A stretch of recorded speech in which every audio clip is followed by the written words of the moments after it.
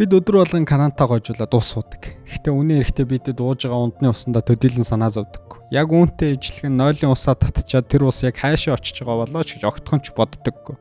Үнэн эрэхтэй нойлын ус биднээс холдоод алга болчдөг. Улаанбаатар хотын хаа нэг цэг дээр очиж цуглардаг. Тэгээд тэнд цэвэрлэгдэг гэж ойлгож байна. Цэвэрлэгдсэний дараа бас хайчдаг вэ гэдэг асуулт бол эргэлзээтэй.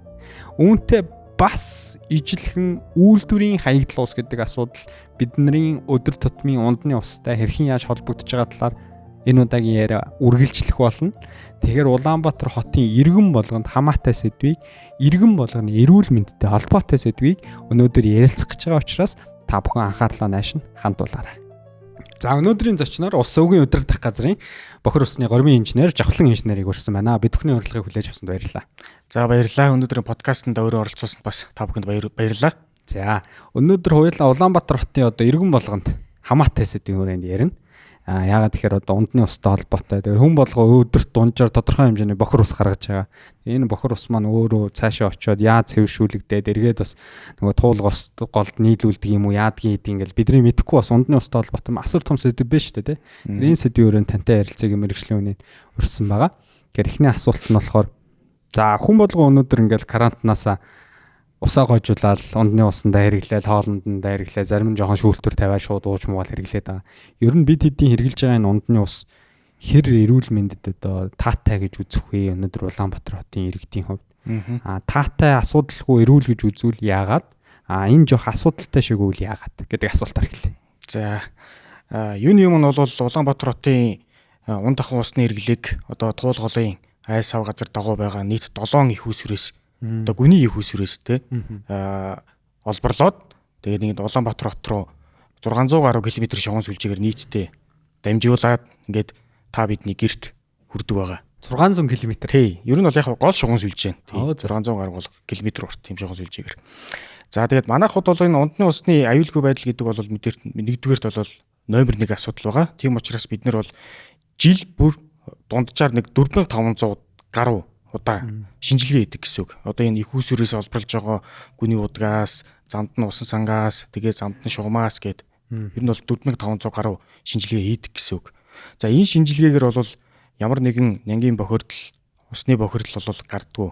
Бид нар бол маш эрүүл цэнгэг усыг бол хэрэглэдэг тийм. Тэгэхээр энэ мэдээллийг бол та бүхэн энэ бол ил тод байдаг мэдээлэл та бүхэн манай Ус өвгийн удирдах газрын вебсайт руу ороод 7 хоног бүрийн шинжилгээг бол харж болно. Тэнд бол 4500 шинжилгээ нь давтамж нь бүр 7 хоног болгон байдаг. Тийм 7 хоног бүр. 7 хоног тутам хийгддэг шинжилгээ гэсэн үг. Тийм тэгэхээр та энэ мэдээллийг бол энэ бол бүх ил тод нээлттэй байдаг. Манай байгууллагын вебсайт руу ороод бол хэрхэн та бол хизээч харж болно гэсэн үг гэдэг. 7 айс сав нь одоо яг Улаанбаатар хот дотроо байх уу бас зайдуу байх уу? За хамгийн хол их усүр байна одоо тэрэлжд байдаг. Тэрэлжээс бид бүхэн одоо олборлоод эндээс бол бараг 30-40% орчим хувийг нь бол олборлдог. За дараагийнх нь бол энэ манай одоо цэцэрлэг төрөлн биш үү те. Цэцэрлэг төрөлн дотор байж гин. За тэгээд доошоогоо ингээд энэ үйлдвэрийн бүс, махын бүс гээд одоо мах кабинетийн бүс гээд байдаг шүү дээ те. Тэр дагуу ер нь бол туулгал давуу байрладаг юм их усүрүүд байна. Дээрээс нас гачуурт байна. Ер нь бол туулгалаад агсан юм их усүрүүд байна. За манайхан төр хүлээж байгаарай. Энэ удаагийн дугаарыг хамтран үргэж байгаа BGM Asset Management-ийн компани. Манайхан бүгдээрээ маш сайн мэдэж байгаа. Дэлхий дээр үйл хөдлөх хөрөнгө, бонд, хувьцаа зэрэг хөрөнгөө өсгөж болох маш олон хөрөнгө оруулалтын боломжууд байдаг. Гэвч монголчууд маань мэдээлэл дутмаг, магадгүй энэ боломж нь хязгаарлагдмал байдаг учраас дэлхийн зах зээл рүү ороод хөрөнгөө өсгөх гэхээр төдийлөн бас бид нэр хангалттай хэмжээний боломж нь гар дээр байдаггүй.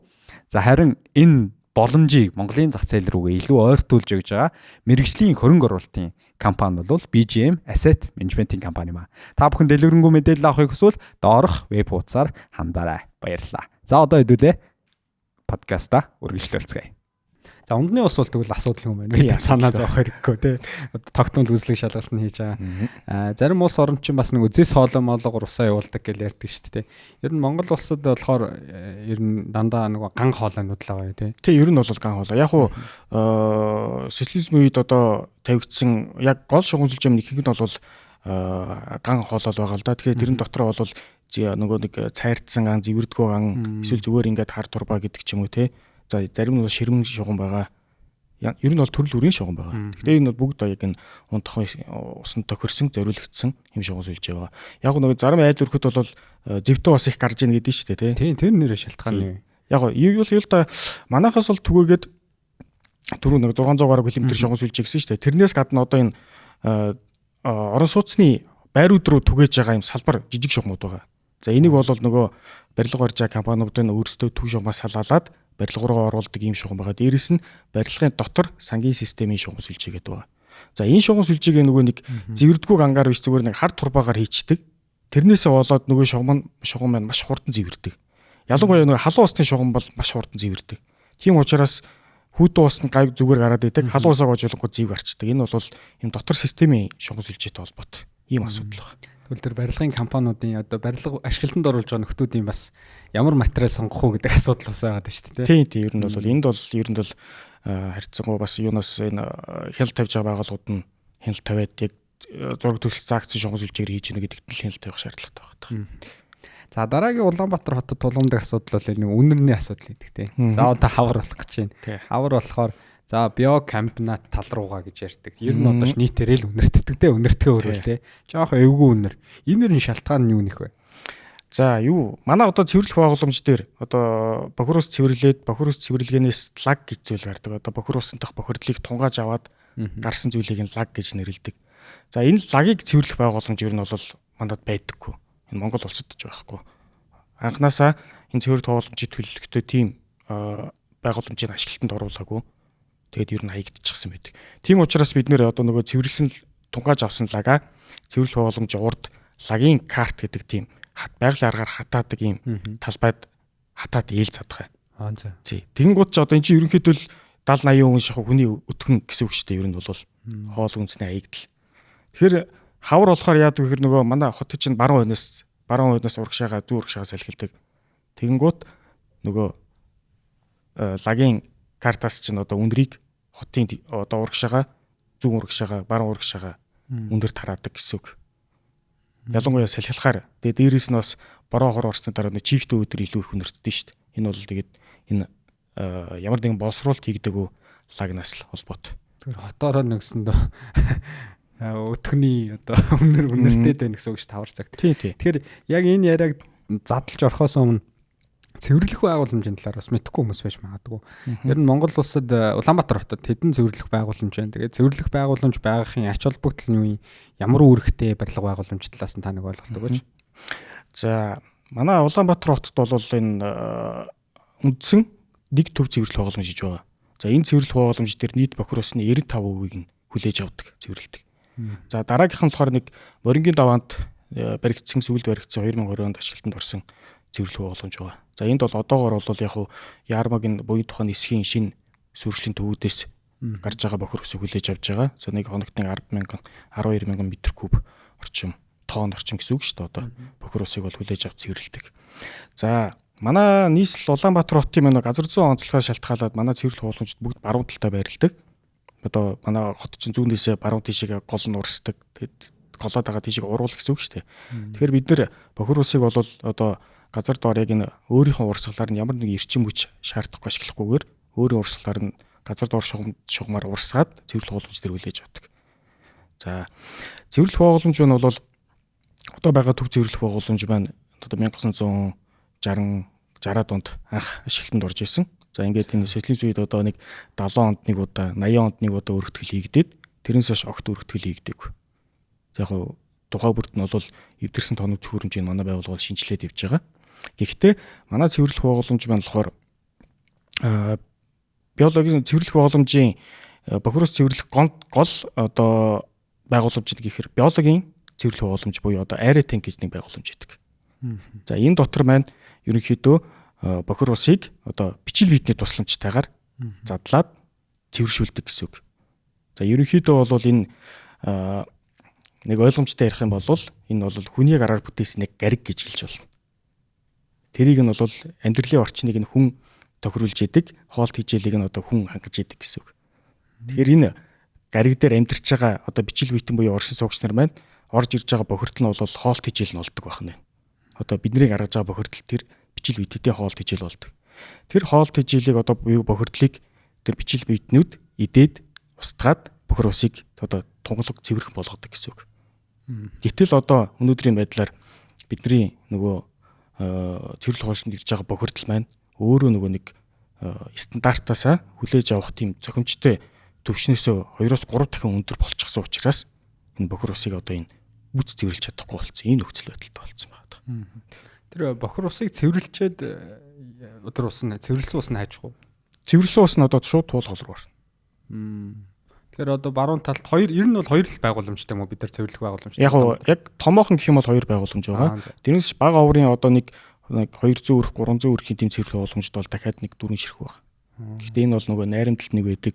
Хойно одоо сүүлд нэг сервис центр гэдэг сүүлийн үед барилгаатай болд ямнаас нэг төсөл хэрэгжүүлээд барьсан нэг Чингэлэг дүүргийн хуучнаар 7 дугаар ороод барилж байгаа нэг 200 өрхийн дуудах нэг бага өрийн цэвэрлэх байгууламж байгаа. За дээрээс нь биокимнацт байна. Дам дарчаад байна. Ерөнхийдөө нэг иймэрхүү 4 бага өрийн цэвэрлэх байгууламж. Тэгэхээр та сая туулгал руу цутгадаг гэж хэлжлээ шүү дээ. Тэгсэн хэрнээ бид чи нөгөө стандартад нийцсэн бохир ус ирэхгүй байгаад байдаг. Тэрийг сайн цэвэрлж чадахгүй байх гэчээд туул руу гол руу цутгах нэхэр чинь бид нар байгаль дэлхий рүүгээ ер нь бүрэн цэвэрлээгүү жоохон хэмжээний одоо бохирдолтой усыг цутгаад байна л гэсэн үг үү? Тий, ер нь бол энэ цэвэрлэх байгууламж нь тий одоо стандарт одоо байгальд нийлүүлэх цэвэрлсэн усны стандарт гэж байдаг. Тэрнийхэн шаардлага хангахгүй усыг бол энэ туулгал руу хайдаг болоод маш олон жил болж байна. Ойролцоогоор хэдэн жил болж байна одоо?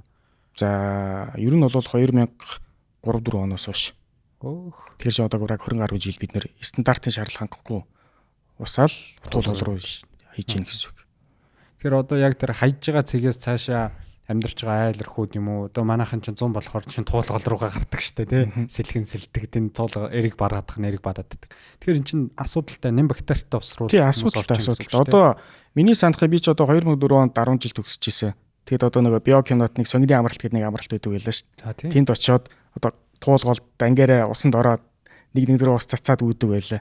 Гэтэл одоо тэнд одоо хүн орохын зэсгүй болчихсон байгаа даа. Тэгвэл одоо нөгөө савханцар маханцар гэл янз бүрийн эсний халдвар төвшнүүд хавар болохоор дэгддэг чинь дан ганц энэ хөрсний бохирдол биш.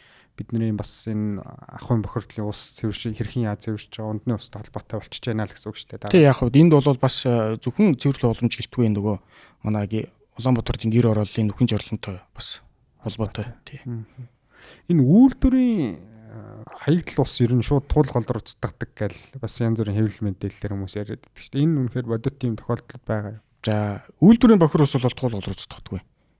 Энэ маань өөрөө шууд одоо нэг ч үйлдвэр үү? Тий, ер нь бол нэг ч үйлдвэр цутгахгүй. Мэдээж энэ бол боломжгүй. Ягаад гэвэл тэр чи одоо хууль шууд хуульд нэгдүгээрт бол хуулийг бол маш ностож ирчин. Хоёрдугаарт энэ бол шууд хүний нүдэнд ил тод харагдана шүү дээ. Үйлдвэрийн бохир усыг бол одоо энэ Улаанбаатар хотын бохир ус цуглуулах татан зайлах шугам сүлжээнд бол шууд нийлүүлдэг. Уг нь бол одоо энийг стандарт хангуулад тодорхой хэмжээний өрдөлсөн цэвэрлэгээ хийгээд нийлүүлэх ёстой. Одоо нөгөө яриад байгаа цэвэрлэх байгууламж руу ч бас очдог гэсэн үг. Айл өрхтэй адилхан. Айл өрхтэй холилдоод очиж байгаа гэсэн үг. Уг нь бол энэ манай цэвэрлэх байгууламжийн зөвхөн ахуйн бохир ус цэвэрлэх зориулалтаар барьсан юм. Гэтэл одоо ингээд үйлдвэрчлэлт өгжөөд дээрээс нь одоо энэ хуучин бол яг социализм үед бид нар энэ хаан бол үйлдвэр кабинетд бол энэ харьгээгээ цэвэрлэх байгууламж байлаа. Одоо арьс ширний бохир усыг өргөжлөлж тодорхой хэмжээгээр цэвэрлээд тэгээс сүлжээндээ нийлүүлдэг. Дээрээс нь одоо энэ эмнэлгүүд байна бас цэвэрлэх байгууламжтай байлаа шүү дээ. Яг тэгэхээр эмнэлгийн бохир ус гэдэг чинь бас аюултай бохир ус шүү дээ. Гэтэл одоо ингээд нөгөө юунаас хойш 90 оноос хойш бүгд хувьд гарснаас хойш одоо энэ цэвэрлэх байгууламж дээр хөргөжлийн цэвэрлэх байгууламж дээр одоо хөрөнгө оруулалт хийх асуудал мөр байхгүй болоод ингээд хаягдчихсан. Тэгээ дээрээс нөгөө төрийн хяналт гэдэг зүйл чинь ер нь бол айгуус бол болчихсон. Тийм учраас ингээд ерөнхийдөө энэ үйлдвэрийн бохир ус гэдэг асуудал маань ингээд манай цэвэрлэх байгууламж ер нь бол усаг өдөр газрын толгойн өвчин болчиход байгаа. За одоо тэгэхээр нөгөө стандарт хангахгүй ус очиод асуудал үүсгээд байна гэдэг сэдвүүрөө нийлүүл авшруулад орё. Тэгэхээр энэ асуудлыг шийдэхийн тулд та сая ярианда урьдчилсан цэвэрлэх байгууламж гэдээ дурдчихлаа. За бид нар тэгвэл стандарт хангасан усыг төв цэвэрлэх байгууламжтай авахын тулд яах ёстой, үйлдвэрүүд нь яах ёстой гэдэг эхлээд асуулт асууя. Дараа нь иргэдийнх асуудал руу оръё тий. За тэг ямар ч гэсэн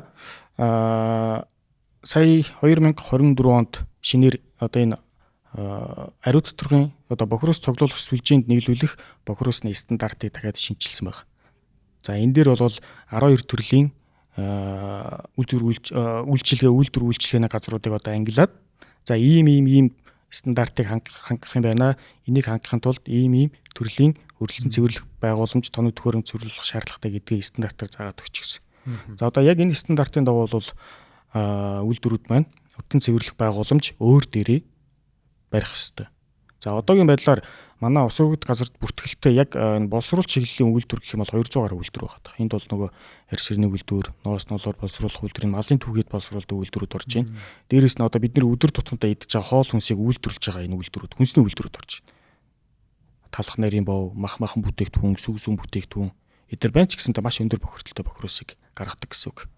За тэгээд юуны өмнө бид нар одоо энэ цэвэрлэх хууламжаа одоо хэвийн ажилуулахын тулд эхний ээлжинд үе шаттайгаар энэ үйлдвэрүүдийг цэвэрлэх боломжтой болгоё гэдгийг энэ үйлдвэрүүдтэй танилцуулаад ингээд энэ ач холбогдлыг ойлгуулад ямар ч нэг томоохон 70 үйлдвэрийг бол эхний ээлжинд нэг цэвэрлэх боломжтой болгох чигээд зорилго тавьсан явж байна.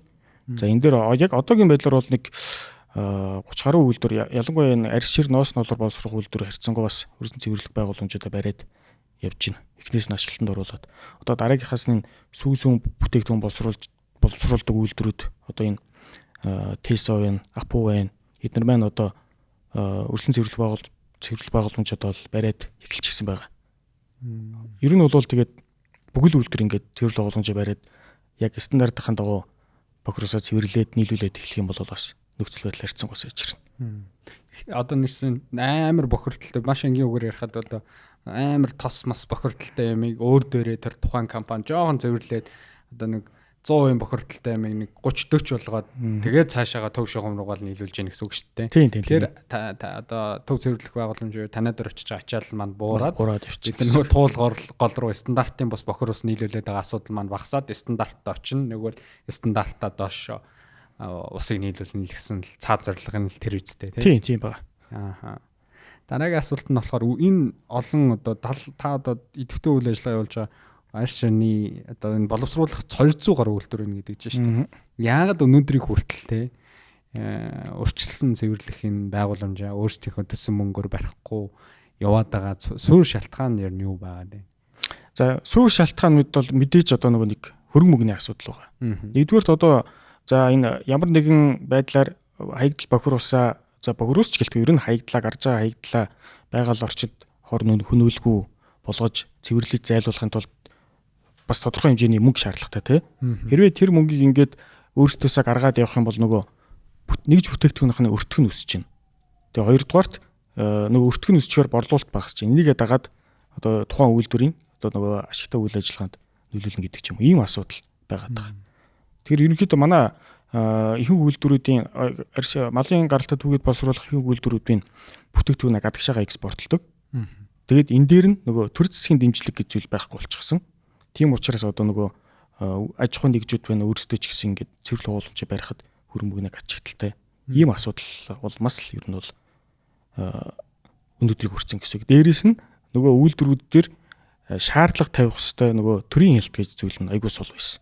Мэдээж одоо зүгээр ахт нэгээд дахиад хэдэн дүгээр гаргаад нэг юм бариадах гэж хүн дарамтлж шахаж шаардахгүй бол хин хөдлөхгүй шүү дээ тий. Ингээд бохир усаа гаргачтын урсаа явчдгийн биднэрт ямар нэгэн сөрөг нөлөө үзүүлдэггүй юм чинь тэр үйлдвэр бол аж ахуйн нэгж бол бас тэр тал дээр бас хойр хандна. Ийм л асуудал. Хуулиараа бол уг нь барих хэвээр урьдчилсан цэвэрлэх байгууллага цэвэршүүлээ цааш явах хэвээр. Тэр ингээ хуулийг зөрчөөд яваад байгаа бас олон үйлдвэрүүд цаана байгаад байна шүү дээ. Энэ дээр яг хуулийн авах арга хэмжээ нь бодитоор хэрэгждэг юм уу? За энэ дээр бас ингээд энэ тургуул үүд юм уу да яадаг юм те жишээ. Ер нь бол тургуул бол байгаа. Одоо энэ ус бохирдуулсан төлбөрийн тухай хууль гэдэг уг нь бол бараг 10 гаруй жилийн өмнө гарсан хууль байдгийг. Гэтэл одоо энэ хуулийн хэрэгжилт бол маш хангалтгүй. Хэрэгжүүлдэг байгууллага нь яг тодорхой бус. Яагаад тодорхой бос вэ гэхээр одоо энэ үйлдвэр аж ахуйн нэгжүүдийн хаягдл бохирусанд хяналт тавих байгууллага маань өөрөө яг ингээд маш олон байгууллага болчихдог. Олон байгууллагын дунд хаягдчихдаг гэсэн үг. Одоо жишээ нь одоо энд хүнс үдэ аж ахуйн яаман салбар яаманд хяналт тавих юм уу? Одоо өмнө байсан мэрэгжлийн хяналтанд хяналт тавих юм уу? Эсвэл одоо энэ туулголоо сав газараа хариуцдаг энэ туулголын сав газар ч юм уу усны газар нь хяналт тавих юм уу? Эсвэл зүгээр ингээд цэвэр усаар хангаад бохир усын татан зэлүүлж байгаа ус өгөө өдрөх газар хяналт тавих юм уу? Ингээд олон байгууллагын дунд хаягдчихаар хин ямар үүрэгтэй оролцох нь тодорхойгүй. Ийм байдалтай байсан. Өнөөдөр хүртэл яг ийм байдалтай байгаа. Гэхдээ яг сая өнгөрсөн жил бол 2025 онд энэ бохирдол бууруулах бохирдлын хяналтын нэг жиг бол Улаанбаатар хотын захирагчийн ажлын албан дээр бас байгуулахаар шийдвэр гарчихсан. Тэгэхээр энэ цаашдаа энэ байгууллагууд дээр зангидагдаад зөвхөн энэ байгууллага хяналтаа тавиад, тургуулаа тавиад, шаардлага тавиад явах юм нөхцөл нь бол одоо л бүрдэж байна гэсэн үг. За шаардлага тавихын сацуу та хэлж байгаа нөгөө төрийн дэмжлэг бас хэрэгтэй тий. Баянгын л нөгөө коммунисттэй очиод торгоод та нар ингэсэнгүү гэд яваад ахаар чинь жижиг үйлдвэрүүд бол хэцүү шүү дээ тий. Эхлэл гарааны хөрөнгө төр чинь тэгээд яаж нөгөө урсгал зардлаа яа гэж байгаа нэг үйлдвэр байгаад байдаг. Тэгээд дээрээс нь цэвэрлэх байгууламж байр гэж шаардаад байвал тэр чинь ямар мөнгөөр барих вэ тий. Тэгэхээр олон улсад ер нь ямар туршлага байдгийг яг энэ үйлдвэрчт бол энэ хөгжих хэрэгтэй шүү дээ тий. Угаасаа дэмжмээр тий Улаанбаатар хотод бидэд өөрсдөө дотоодын үйлдвэрлэлээ дэмжиж гаднаас одоо авдаг энэ гадагшаа урсгадаг мөнгө урсгал энэ төр багсгамаар за тэрийг бол ойлгож байна. Тэгвэл гадаад улсад ер нь төр нь яаж одоо энэ үйлдвэрүүдээ энэ бохир усаа цэвэршүүлэх төвшөнд нь ямар бодлогуудаар дэмжиж гин танд одоо мэргэжлийн салбарын гоё жишээнүүд хуваалцаач.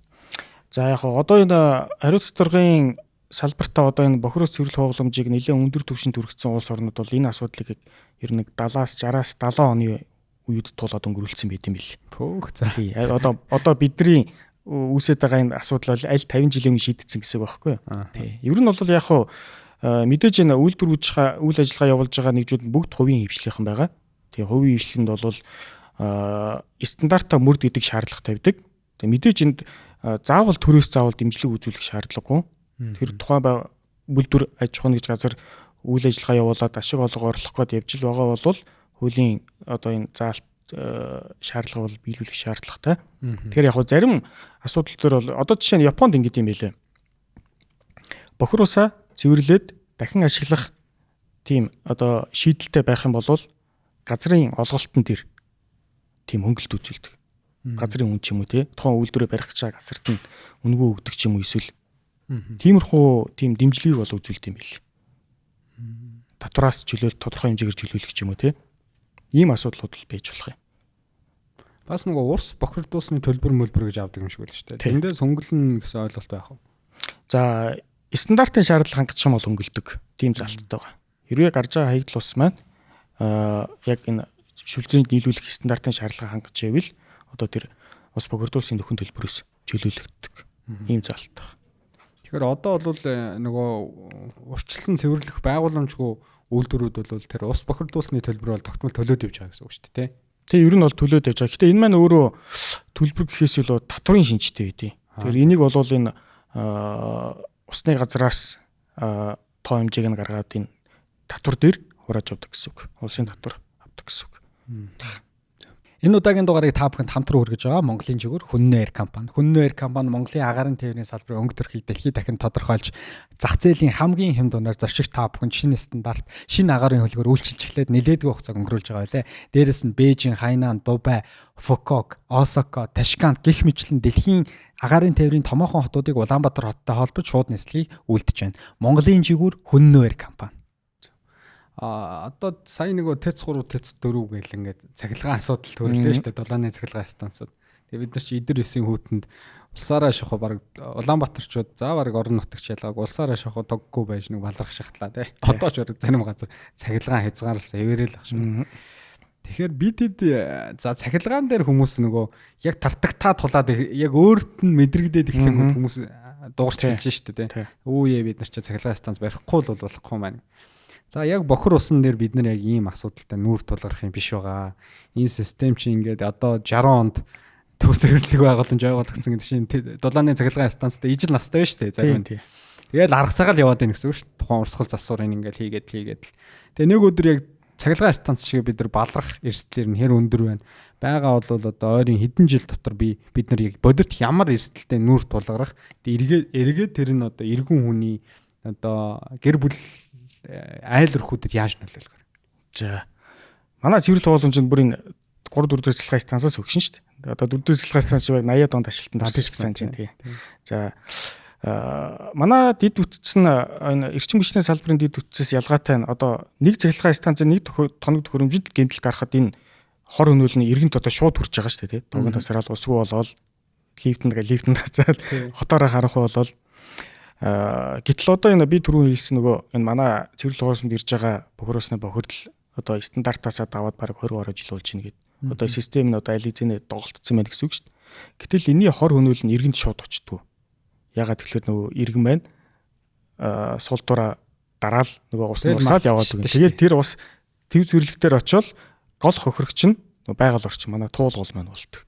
Тэгэхээр энэ маань өөр ингэж иргэнд шууд нөлөөлдөг учраас иргэд одоо төдийлөн анхаардаг гэсэн үг.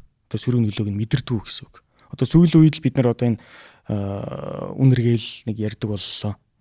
Гэхдээ яг уу Монгол Улсын засгийн газрын бас харьцангуй энэ асуудлыг эрт хараад одоо 2019 онд энэ Америк нэгдсэн улсын мянган сорилтын корпорац гэдэг энэ байгууллагаас одоо 2 дугаар компакт хэрэг байгуулад одоо 350 сая Америк долларын санхүүжилтийг буцалтгүй тусламжийг аваад за энэгээр одоо энэ мөнгөөр 350 сая Америк доллараас гадна манай улсын засгийн газар маань дахиад өөрөөсөө 111 сая долларын одоо төсвөөсөө гаргаад за үндсэндээ гээд энэ мөнгөөрөө Улаанбаатар хотын ус хангамжийг нэмэгдүүлэх юм хөтөлбөрийг хэрэгжүүлээд одоо энэ жил дуусж байна. За энэ хөтөлбөрүүдийн хүрээнд одоо шинээр дахиад ус хангамжийн их үсрийг байгуулчлаа. За хоёрт нь цэвэрлэх боломжоос цэвэрлэгдсэн усыг дахиад боловсруулад дахиад гүн цэвэршүүлээд эргүүлээд ашиглах тийм байгууламжийг үйлдвэрийг барьчлаа. За үүнээс гадна бас 2020 онд бид нэр манай улсын засгийн газар маань бүгд найрамд хятадд улсын одоо нэн хөнгөлөлттэй зээлэр одоо шин цэвэрлэх байгууламжийг бас бариад одоо энэ жил бас ажилтанд оруулах гэж байна. Тэгэхээр манай улсын засгийн газар нь эрчим хүчний салбарт тулгамдаад байгаа асуудалтай харьцуулахад одоо аль 5-6 жилийн өмнө энэ асуудлыг шийдээд одоо ерөнхийдөө Монгол улсын засгийн газар маань хийх зүйлээ хийчлээ гэсэн үг. Одоо энэ байгууламжууд ажилтанд ороод одоо манай байгууллагууд ажилуулад явна.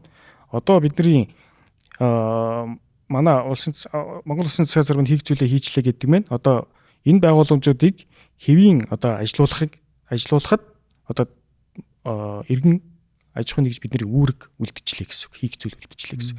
Бид нар яаж энэ тусалж дэмжлэг үзүүлэх вэ гэхээр нөгөө усныхаа бохирдлыг бууруулахад стандарт хангасан усыг л ер нь нийлүүлэх өгөх шаардлагатай. Ийм л байна. Тэгэхээр дахиад нэг төв цэвэрлэх байгууламж нь энэ жил гэдэг нь хэдэн сард ашиглана вэ? За энэ шин цэвэрлэх байгууламжийн ажил маань 2021 онд эхлээд сая 2025 оны 7 сард туршилт тохирлогын ажил эхэлсэн.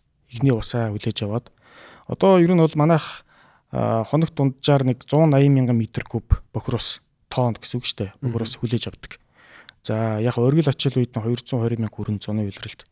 За өнөөдрийн байдлаар одоо шин цэвэрлэх байгууламж дээр хоногт нэг 50-с 55 мянган тонн бохиросыг метр куб бохиросыг хүлээж авч байгаа туршилт тохирлогоо. За энэ төслийн үндсэн гүйцэтгэгч нь бол одоо бүгд найрамд хятадд улсын компани байгаа.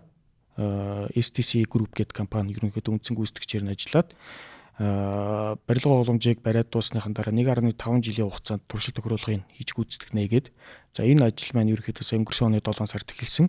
Одоо энэ жилийн 2026 оны 11 сард албан ёсоор биднэрт Монгол улстай хүлээлгэж өгнө гэсэн үг.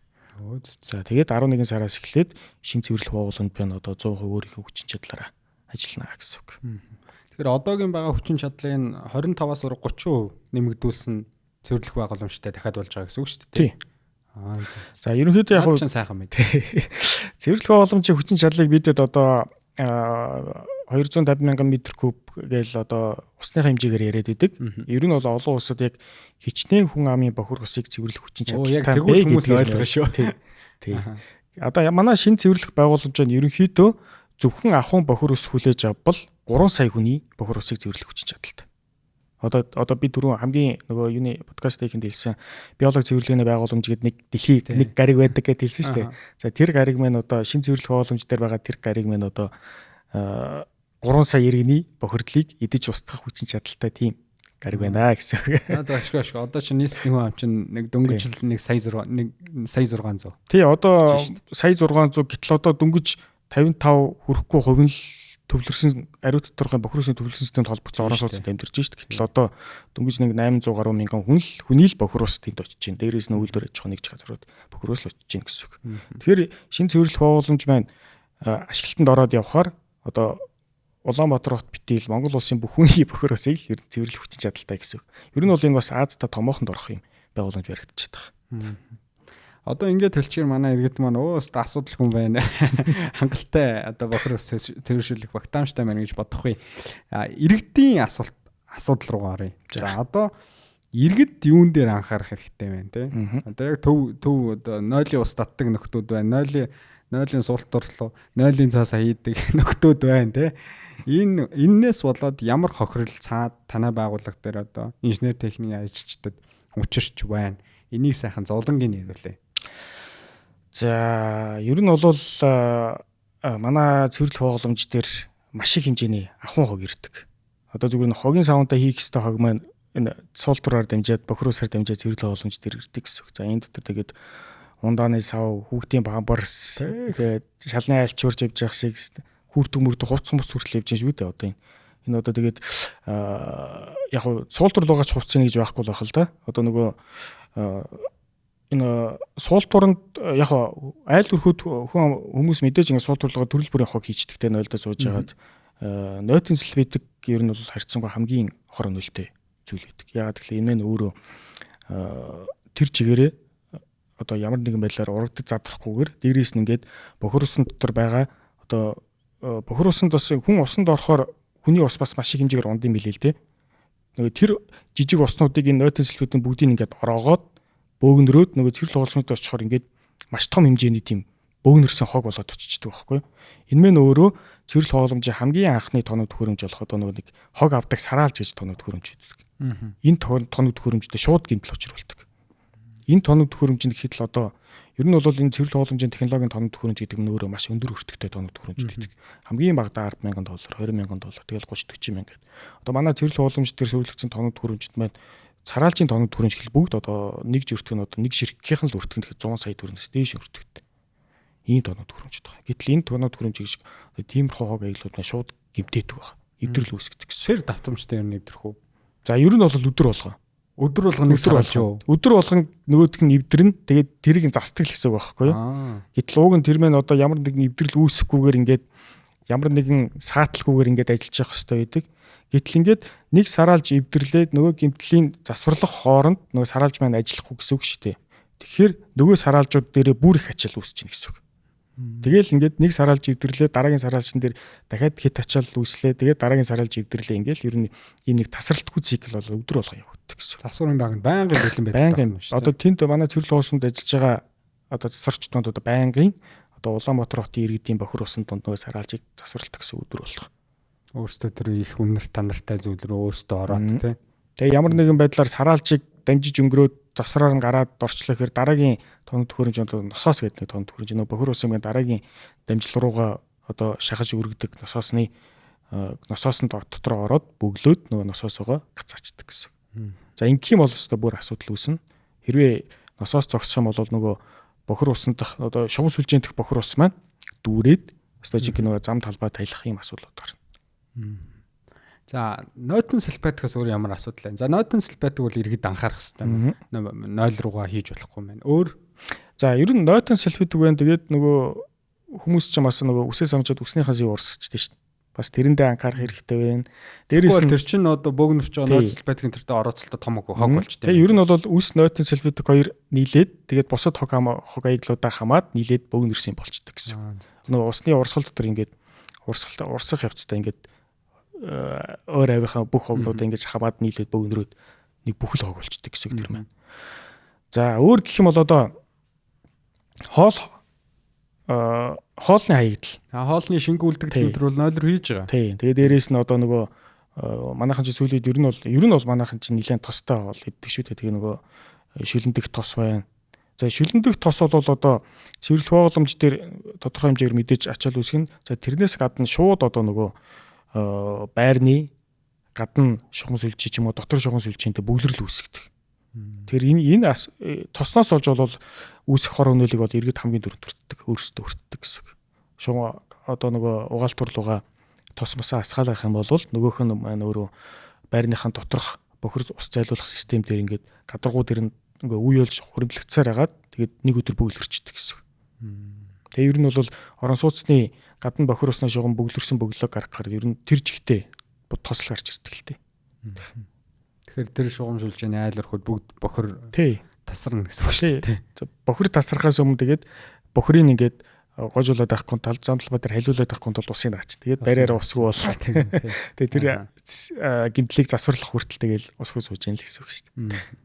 Өөрөөр бол гайгүй те иргэдийн бороотой үйлдэл. Тий, тэрнээс бол босдоор бол ер нь гайгүй. Ер нь бол карант руугаа хоол хаягдны хоол одныхаа үлдэгдлээ хийгээ болох хэрэгтэй байна. Хоёрдугаарт нойлын суултур руугаа одоо нойлын цас ч ер нь хийх шаардлагагүй тий. Яг нь сүүлийн үед бол сүүлийн жилтгүй байна. Өндөр хөгжсөн орнууд ялангуяа Японд явж идсэн бол Японд одоо 0 дотор одоо хогийн сав бидгүй шүү дээ тий. Тэрмэн дандаа ингээд 0-д зориулсан задардаг уусдаг тийм нойлын цэс ашигладаг. Яг тийм нойлын цэсүүд ашиглаж байгаа тохиолдол бол суултурлогоо хийчихэд болох асуудалгүй. Тэрээс одоо нөгөө нэг хулсан цаас маас гээл 3 давхар 4 давхар гэдэг нойлын цасууд нь ер нь бол нэлээд асуудалтай бас. Бөөгнөрөд одоо бөөгнөрөл үүсгэждэг гэсэн усан дотор задрахгүй. Тэрийг одоо заавал хүний гар аргаар цэвэрлэх үү? Одоо чинь техник технологи өгсөн янз бүрийн томны төхөөрөмж ашиглаад хүний оролцоо багтаагаар цэвэрлэх боломж байхгүй юу? Одоо цаана очиод зөвлөл боломж гэж байгаа сараалжин дээр эвдрэл үүсгэж байгаа ч гэдэм үү тийшээ заавал хүн ороод ажиллана гэдэг чинь тийм орчинд хэцүү шүү дээ тийм.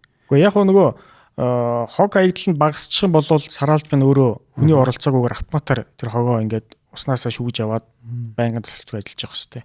Тэгээ нөгөө сараалжин байна гэмтэл учрахад одоо хүн засгаас өөр арга байхгүй шүү дээ. Хүн 2-3 цас орчин орно тэр ус руу орно сараалжийг гэмтлийн засна. Дараагийн асуулт нь болохоор та түрүүн хэлсэн нөгөө мянганы сорилтын сан. Мянганы сорилтын сангийн тусламжтайгаар за тэгээд Монгол улсаас засгийн газар буюу төс хөөсөл мөнгө гаргасан юм шиг шүү дээ. 150 сая доллар. Тэгээд бараг 500 сая долларын хөрөнгө оруулалт хийсэн байна шүү дээ. Ер нь бол компакт гэрээний хүрээнд 350 сая доллар нь бол буцалтгүй тусламж Америк нэгдсэн улсын ард түмний татварын мөнгө гэсэн үг шүү дээ тий. За тэгээд 111 сая нь Монгол улсын засгийн газар гаргаж байна. Дээрээс нь шин цэвэрлэх боломжийн Хятадаас авсан хөнгөлөлтөө зэвлэн энэ маань бас 240 гаруй сая доллар байгаа. За энэ дээр бас цэвэрлэх боломж дээр бас Монгол улсын засаг газар бас нэг 13 сая долларын бас юу гаргасан байгаа хөрөнгө оруулалт хийсэн байгаа. За энэ бүхнийг нэмэхээр нийтдээ 750 сая Америк доллар болж байгаа. Энэ маань өөрөө 2.5 их 80 төгрөг гэсэн үг өнөөдрийн ханшаар. Гэтэл ийм их хөрөнгө одоо Монгол улсын төгсгийн бараг 10% тэнцэх хэмжээний санхүүжилтийг бол оруулсан биз дээ усан гэж ариутрын салбарт. Энэ их мөнгийг 2.5 их 80 төгрөгийг одоо үр ашигтай дахиад бид нэр 50 60 жилдээ ашиглахын тулд энэ байгууламжуудыг ашиглахын тулд бид нар одоо энэ ахуйн бохир усны бохирдол үйлдвэрийн бохирын усны бохирдлыг зайлшгүй бууруулах шаардлагатай. Хоёрдугаарт одоо энэ компакт гэрээний үндсэн гол зорилго маань Улаанбаатар хотын ус хангамжийг нэмэгдүүлэх гэсэн зорилготой байгаа. Энэ маань өөрөө цэвэрлэх боломжоос цэвэрлэгдээд гарсан уснаас одоо 50,000 метр куб буюу 50,000 тонныг нь гүн цэвэрлээд дахин боловсруулад дулааны 3-4 цэцлэгийн станцын технологи хэрэгцээнд хангана гэдэг. Өнөөдөр одоо манай энэ 3-4 цэцлэгийн станцууд маань одоо яг бидний ууж байгаа унтны ус шиг гүний цэнгэг усыг хэрэглэдэг гэсэн үг. Энэ хэрэглэж байгаа усыг нь одоо энэ цэвэрлэх боломжоос гарч байгаа усаар орлуулъя гэдэг шийдэлтэй ийм байгаа. Хэрвээ бид нар энэ усны бохирдол буураад шин цэвэрлэх боломж байна стандарт хангасан усаа гаргаад за тэгээд стандарт гарсан усыг нь хаягдл ус дахин боловсрох үйлдвэрээр аваад тэгээд дахиад тэрийг станцын шаардлагад нийцүүлээд өгөөд эхлэх юм бол бид нар жилд 18 сая тонн гүний цэнгэг усаа хэмнэнэ гэсэн үг. Ойролцоогоор хэдэн өрхийн ус гэсэн үг. 18 сая гэдэг маань манай Улаанбаатар хотын унд давхын хэрэглээний 4 сарын усны хэмжээ гэсэн. 30%. Сая 500 мянган хүнийг 4 сар усаар хангах. 4 сар. Вау. Яг гоо гэхдээ бас 4 сар гэдээ бодохоор бас зарим хүмүүст бас бага санагдаж магадгүй. Тэгэхээр яг энийг бол нэг өөр юмтай зүйрлэх юм бол өгийн нуранд очиж үжижсэн тий. Улаанбаатар хоттой ойрхон бас нэлээд том бахан нуур тий. За бид нэр 18 сая тонн усаа за станцд өгөхгүйгээр ингээд Улаанбаатарын ойролцоо нэг нуур үсгий гэж бодъё. Тэгэх юм бол бид нар 10 жилийн дотор нэг өгийн нууртай болно гэсэн үг. Одоо бид нэр ус хангамжийн системд Улаанбаатар хот маань төлөрсөн системтэй болоод одоо нэг 60 гаруй жил одоо бараг 70 дахь жил рүү орж байна шүү дээ. дараагийн 70 жилд хэрвээ бид нэр жил бүр 18 сая тонносоо хэмнээд авах юм бол дараагийн 70 жилд 7 ширхэг үгийн нурт болох нь Улаанбаатартай харилцаа. Тийм их хэмжээний усыг одоо станц маань хэрэгэлдэг гэсэн үг. Зөвхөн одоо энэ дулааны цэцлэгийн станцын одоо технологийн хэрэгцээнд хэрэгэлдэг гэсэн үг шүү дээ.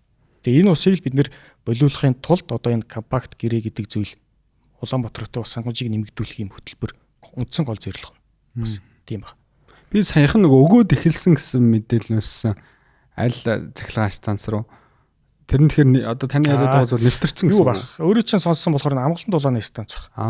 Амгалан дулааны станцд маань MCS Coca-Cola үйлдвэрийн одоо усыг тэнд маань өөрөө MCS үйлдвэр дээр бохирос цэвэрлэх, үрдсэн цэвэрлэх, бүр үрдсэн цэвэрлэх гэж бүр үндсэн яг цэвэрлэх байгууллага байдаг. Энэ маань өөрөө бүр байгальд нийлүүлэх хэмжээний бохирос усыг бол цэвэршүүлэх юм хүчин чадалтай юм цэвэрлэх боломж байгаа. За эндээс гарсан усыг бол энэ Амгалан дулааны цэцлэгийн станцд бол технологийн хэрэгцээнд хангаад эхэлсэн байна. Яг энэ шин цэвэрлэх боломжийн хажууд баригдаж байгаа үйлдвэр маань одоо турш тохируулга нь эхэлсэн явж байгаа. Хараахан бол станцд бол ус өгч эхлэегүй байгаа. Энэ бол шин цэвэрлэх байгууламж маань өөрөө бүрэн хүчин чадлаараа ажиллаад стандартын шаардлага хангасан усаа өгөөд эхлэхээр нөгөө хаягдл ус дахин боловсруулах үйлдвэр маань тэрийг дахин гүн боловсруулад гэдэг станцд өгч эхлэх юм байна. Тэгэхээр баруун 2027 оны эхний улирлаас бол болчихл юм шиг байна шүү дээ. За уг нь бол яг манай компакт гэрээ энэ 3 сарын 31-ээр дуусгар болж байгаа энэ жил. Тэгэхээр ерөнхийдөө үндсэндээ биднэрт энэ байгууламжийг бол одоо дараа сарын сүүлээр гэхэд одоо 4 сар гэхэд хүлээлгэж өгнө гэсэн. За тэгээд яг шин цэвэрлэх байгууламжийн тэгтээ хараахан гүйцэд бэлэн болоогүй байна. 11 сар одоо дүнгиж хүчин чадлынхаа 25%-аар ажиллаж байгаа. Тэгээ 100% ажиллаж эхэлснийхэн дараа ер нь бол дараагийн турш тохируулга нь явагдаад тэрний дараа за ингээд шаардлага хангацлаа гэх юм бол станц тусаа өгч эхэлнэ. Гэхдээ бид нэр юунаас шалтгааллах вэ гэхээр нөгөө усны бохирдлоос шалтгааллах. Усны бохирдол маань буурчиж шин цэвэрлэх байгууламж нь цэвэрхэн усаа гаргана гэсэн үг. Цэвэрлсэн стандарт хангасан усаа гэсэн үг шүү дээ, тий. Тэр усыг энэ стандарт хангасан ус нөгөө хаягдл ус дахин боловсруулах үйлдвэрээр авчиж нөгөө станцын шаардлагад нийцсэн ТЭЗ 4-ийн ТЭЗ 3-ийн шаардлагад нийцсэн усыг авна гэсэн үг. Мэдээж нөгөө станц чинь бас зүгээр ингээд цэвэрлэх боломжтой гарсан усыг шууд авах боломжгүй шүү дээ. Энэ чинь бас тодорхой шаардлага байгаа. Тоног төхөөрөмжт нь ямар нэгэн сөрөг нөлөө үзүүлэхгүй байх тийм цэвэрхэн ус байх шаардлагатай. Одоо тэр станц руу нийлүүлэх цэвэршүүлсэн усынхын дэд бүтц нь юу шугам татах, шугам сүлжээний ажил нь бол хийгдсэн юм байна. Хийгдсэн. Бэлэн л байгаа юм шүү дээ. Ер нь бол ер нь бол энэ компакт гэрээний хүрээнд баригдсан дэд бүтц шугам сүлжээнүүд ерөнхийдөө ингээд 3 сарын 31-ээр дуусгар болоод дууссан байх хэвээр. Тэр гэрээнийх нь хүрээнд саяны ажлууд дэд бүтцийн ажлууд хүртэл давхар орсон байгаа юм тийм. Тэгэхээр явж одоо нөгөө үйлдвэрүүд хөв хүмүүс гаргаж байгаа бохирдол дээр л анхаарах хэмжээнд л ирчих гинэ шүү дээ. Ялангуяа та ингээ хөвчлөөд хэлвэл 100% гэж үзвэл үйлдвэр нь яг хэдэн хувь одоо эзлээд байна. Иргэдийнх нь бохирдол нь хэдэн хувь эзлээд.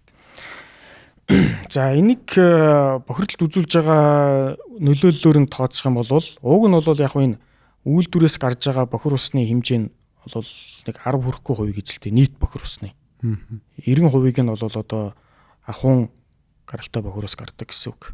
Гэтэл нөгөө 10% үйлдвэрийн бохир ус шүү дээ. Тэр маань өөрөө бохирдлын хэмжээ нь одоо яг стандартаасаа 30-аас 100 дахин өндөр байдаг. Тэр 30-аас 100 дахин шүү дээ, тийм 100 дахин. Вау. Тэгээ үйлдвэрүүдийнхаа юунаас хамаарат. Тэгэхээр энэ ус маань өөрөө нөгөө ахуйн бохир устай холилдохороо нөгөө цэвэрлэх байгууламжид ирж байгаа усны бохирдлыг өндөр болгочдөг гэсэн үг. Уг нь бол усныхын хэмжээ нь харьцангуй бага, гэхдээ бохирдол нь маш өндөр. Тэр одоо үйлдвэрүүдтэйг л ярьж эхлэх нь тий. Мэдээж одоо зарцсан байгаа. Бид нар одоо мэдээж айл гэрд ороод энэ усаа яаж ийн, хогоо яаж хийж ийн гэдгийг хянч чадахгүй шүү дээ. Тийм учраас эхний ээлжинд ер нь ямар ч улсалт хийдэг л дээ. Эхний ээлжинд одоо үйлдвэр аж ахуйн нэгжтэй анхаарай. Үйлдвэр аж ахуйн нэгжүүдээ цэвэрлэх байгууламжтай болгоё. За тэгээд ард иргэддээ яах вэ гэхээр нөгөө соёнгийн гэрүүлэх арга хэмжээг байнга авна гэсэн. Одоо сурталчлах, сөрөг нөлөөгийн сурталчлах одоо тийм соёлжуулах тийм хөтөлбөрүүдийг л явуулдаг гэсэн үг. Ядаж нөгөө бохирдлоо 0 руугаа хийдэг юм анзаардаг болох нь шүү дээ хамгийн ихний арга хэмжээ. Хоёр дахь нь бол тэр нөгөө хоолны хаягдал, тосны хаягдал янз бүрийн юмнуудаа тусгайлсан өөр савнд юм уу гэлгууртанд юм уу хийгээд хогийнхоо функерл байдаг юм уу ямар ч нойл руу урсахгүйгээр шийдэх тийм дадал зуршилтай болгоно гэсэн санаа шүү дээ. Түрүүн ярианыхын хоёлаа нэг лагийн асуудлыг ярьсан тийм. За одоо лагийн асуудлаа бас тэгээд орхицсон учраас энэ маань нэр нь яах юм бэ? Одоо тэгэл хавар болохоор үнэртдэг асуудал нь саяны одоо компакт грэний ажлын цар хүрээнд орсон байсан болов. Цаашдаа ер нь бид нар лагаа одоо анханасаа лаг боловсруулах юм төлөвлөөгүй гэж шүү дээ. 60 онд манай зөвлөх байгууламж баригдахдаа. Цаашдаа ямар бодлого гарч ийн энэ лаг дээр? За манай шин зөвлөх байгууламж нь өөрөө лаг боловсруулах технологи нь бас лагнаас одоо метахи гаргаж аваад тэрийг бас дотоодын өөрийнхөө эрчим хүчний хэрэглээнд ашиглах юм шийдэлтэй баригдсан. Тэгэхээр одоо яг лаг боловсруулах систем нь өөрөө хараахан энэ жилд бол турш тохируулалт нэглэхгүй эхлээд ямар ч гэсэн үндсэн байгууламжийн турш тохируулгыг дуусаад за дараагаас нь нөгөө лагаа эсгэх байгууламжаа ашиглалтанд оруулах энэ үйл ажиллагаа бол явагдах байх. За лагийг эсгэчихээр яах вэ гэхээр нөгөө лагын дотор байгаа тийм органик бохирдлуудыг бүгдийг задлаад одоо ерөнхийдөө үндсэндээ нөгөө нэг биохийг нь гаргаж аваад тэгэхээр өндөр нь бол нэгдүгээр тарьсан гоёг болчих.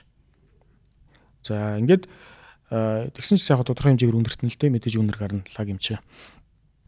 За энэ лагийг дараа нь яах вэ гэдэг асуудал бас тулгарсан байгаа. Тэгэхээр одоогийн байдлаар яг энэ хэрэгжиж байгаа хөтөлбөрүүд дээр бол аль алинд нь бол энэ асуудал бол тусгагдаагүй.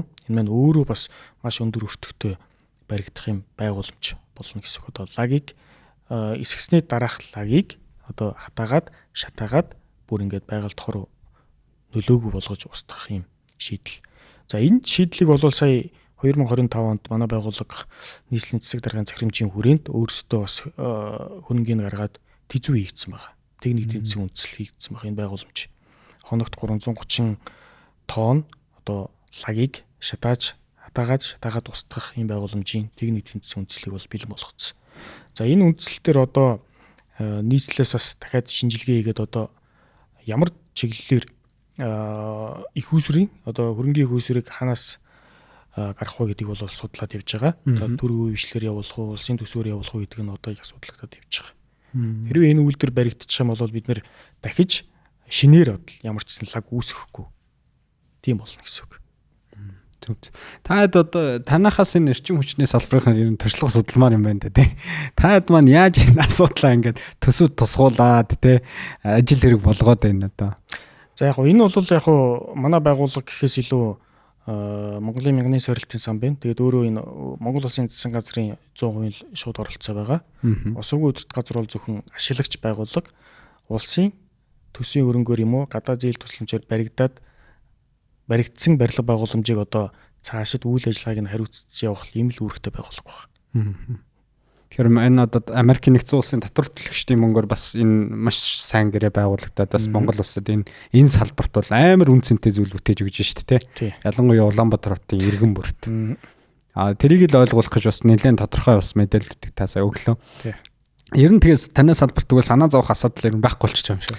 Яг одоо санаа зовох асуудал одоо номер 1 мэдээж бохирдол байна. Тэр бол. За хоёрдугаарт бас энэ зөвхөн энэ яг байгууламж гэхээс илүү одоо хотын дундуур явж байгаа инженерийн шугам сүлжээ байна шүү дээ тий. Энэ маань өөрөө бас нэлээд өндөр настай 60 70 50 60 жилийн насжилттай ийм шугам сүлжээ байгаа. За энийг бол бас шинчлээд өргөтгөөд хүчин чармайлыг нэмэгдүүлэх гэдээ бас нийслэл маань бас зүгээр суугаагүй.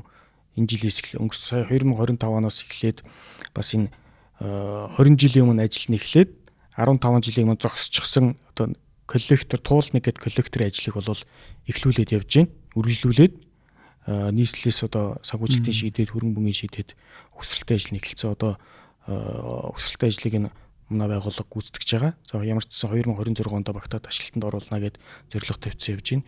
Энэ коллектор ашиглалтанд орох юм бол одоо байгаа коллектор гэдэг нь одоо бохирос цуглуулах шугам сүлжээг хэлж байгаа. Гол коллектор. За өнөөдөр бол манай хотын бохирос цуглуулах шугамын хамгийн том шугам маань өөрөө 1400 мм-ийн голчтой шугам байдаг. Энэ өөрөө 1.4 м гэсэн үг шүү дээ. Ийм 1.4 м-ийн диаметртэй ийм шугамар бохиросыг цэвэрлэг голомж төр өргөдөг гэсэн үг. Одоо энэ туулныг коллектор буюу одоо манай байгууллага өгсөрж байгаа өгсрэлтийг гүйцэтгэж байгаа энэ шугам маань өөрөө 1.5 м-ийн диаметртэй Одоо хамгийн том коллектор болно гэсэн үг. Энэ шугамын угсралтыг хийгээд дуусчихвал одоо Улаанбаатар хотын дараагийн 50 жилд өсөн нэмэгдэх бохир усыг татан зайлуулах боломжтой болчих. Шатраатай ажлууд нь хийгдээл байгаа юм. Ер нь хийгдээл явж байгаа, үргэлжлээл явж байгаа гэсэн үг. Манай энэ дээр бол манай энэ ус хангамж ариут дотоорын салбар дээр одоо Монгол Улсын засгийн газар маань ч гэсэн маш өндөр ач холбогдол өгж байгаа. Нийслэл маань ч гэсэн анхаарал ер нь бол нэлээд ач холбогдол өгөөд явж байна. За бас нөгөө сарын хажуугаар сайн гихчээр бас болж утж байгаа юм байгаа байна. Би ч өнөөдөр тантай ярилцахдаа нэлээд л бас асуудлууд их байгаа бахтаа л гэж л бодож байсан чинь ингээ яриулаад дууссан чинь бас ажлууд явж байгаа юм байна. Яг гоо өнөөдрийн подкастын манай гол зорилго маань одоо энэ үйлдвэрийн бохир усыг бохирлыг бууруулах энэ ач холбогдлыг одоо олон нийтэд таниулах гол зорилготой байгаа. Яагаад ийм өндөр ач холбогдолтой болчиход байгаа мэй гэхээр түрүүн би хэлсэн одоо энэ 750 сая Америк долларын санхүүжилтийг энэ ус хангамж ариут дотоорын дэд бүтцийг сайжруулах төр одоо зарцуулчлаа шүү дээ. За үүний мэн өөрөө тал орчин хувь нь зөвхөн энэ бохир ус цэвэрлэх байгууламжийн 87-ос дахин боловсрол үйлдвэрт зарцуулагдчихж байгаа. Энэ мөнгөн дүнг энэ их мөнгийг одоо 1.5 их 80 мөнгийг одоо үр ашигтай үр дүнгийн үзэхийн тулд бид нар энэ усны бохирлыг бууруулах зайлшгүй шаардлагатай болчиход байгаа гэсэн үг. За сүүлийнхээ асуултыг танаас одоо яг иргэн бүр нөгөө энэ бохир усны асуудал чинь нөгөө цахилгаан шиг эргээд шууд хүн дээр нөлөөлнө цахилгаан тасраад өчөрдөггүй шиг туулгал руу зүтгэж байгаа учраас надаас холдоод байна шүү дээ энэ асуудал. Тэгэхээр та нэг илүү иргэн бүр Улаанбаатар хотын нийслэлийн иргэн бүрт ингэ наалтахаар нэг санаа жишээ аваад ер нь цаашлаад ингэ иргэн бүрийн дэ анхаарахгүй байгаад ах юм бол иргэнд эргээд яаж нөлөөлөх юм гэдгээр нь та нэг гоё жишээ хэлээ тэгээд яриагаад басгая та. За ямар ч гэсэн одоо ингээд манай Монгол улсын иргэн бүр одоо энэ үйл ажиллагаа явуулж байгаа аж ахуй нэгж бүр өөрсдөө одоо үүргээ ухамсарлаад одоо бид нар чи одоо үндсэн хуулиараа хүн эрүүл одоо ятгаатай орчинд амьдрах хэрэгтэйгээл өөрсдөө эрхээ ингээл дурдаад идэв штэ. Тэрнтэй ижилхэн үндсэн хуульд Монгол улсын иргэн бүр одоо байгаль орчныг хамгаалах үүрэгтэй гэдээ бас заасан байдаг те. Тэгэхээр бид нэр үндсэн хуулиар заасан энэ үүргээ бас хэрэгжүүлж байж өнөөдөр бид нэр ирээд үедээ энэ цэвэр усыг цэнгэг усыг хойж үедээ үлдээх ийм л юутай багт. Зорилготой тий. Хэрвээ бид нэр энэ асуудлыг ойлгоод ухамсарлаад энэ бохир усанд хийж байгаа янз бүрийн ортой хог аягдал бохирдлоо бууруулчих юм бол бид нэр дараагийн 50 жилдээ одоо үр хойч хүчтэй ач гучтай дахиад 100 жил ашиглахын цэнгэг усаа хадгалж үлдээж гинэ гэдгийг л ойлгох хэрэгтэй байна.